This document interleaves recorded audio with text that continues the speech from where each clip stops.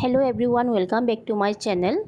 আজি ৰেচিপিত মই বনাবলৈ লৈছো মাছৰ জোল ঢেকীয়া আৰু ঔটেঙাৰ লগত। প্ৰথমে মই ঢেকীয়াখিনি জুইত অকমান হেকি লৈছো।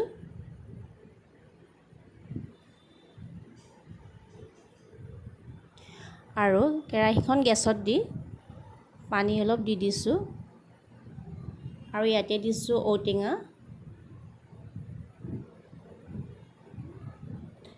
অলপ হালধি আৰু অলপ নিমখ আৰু অলপ সময় উতলিবলৈ দিম। এতিয়া দিছো ঢেকীয়া শাকখিনি।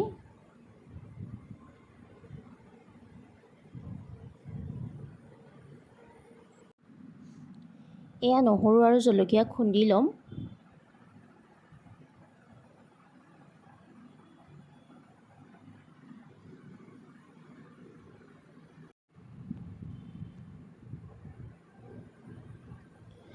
এতিয়া ইয়াতে দিছো মাছখিনি অলপ হাফ ফ্ৰাই কৰি লৈছিলোঁ। কেৰাহীখনত ঢাকনিটো দি ভালদৰে উতলিবলৈ দিব লাগে।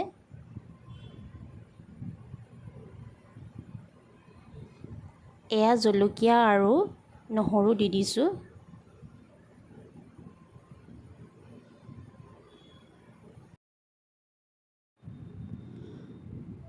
ৰেচিপিটো একেবাৰে সহজ আৰু লগতে অলপ জ্বলা দিলে ভাল লাগে। ইয়াতে আদাও দিব পাৰে। এয়া আমাৰ ৰেচিপি হৈ গৈছে।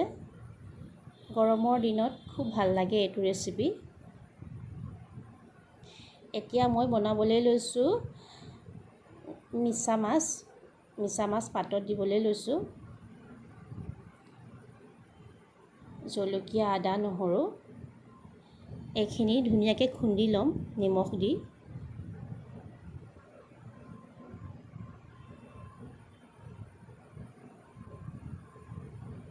অলপ নিমখ দি দিছোঁ।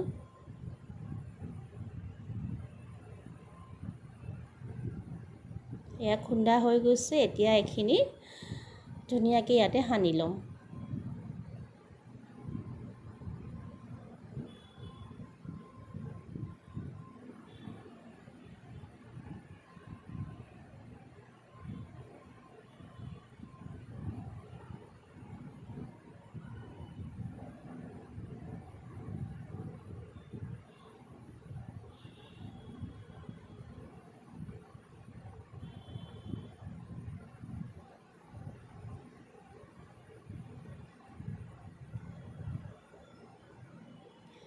যিহেতু গেছতে বনাম যেতিয়া সৰু এখন টাৱা দি লৈছোঁ। ইয়াতে অলপ পানী ঢালি দিছোঁ যাতে অলপ সোনকালে সিজে।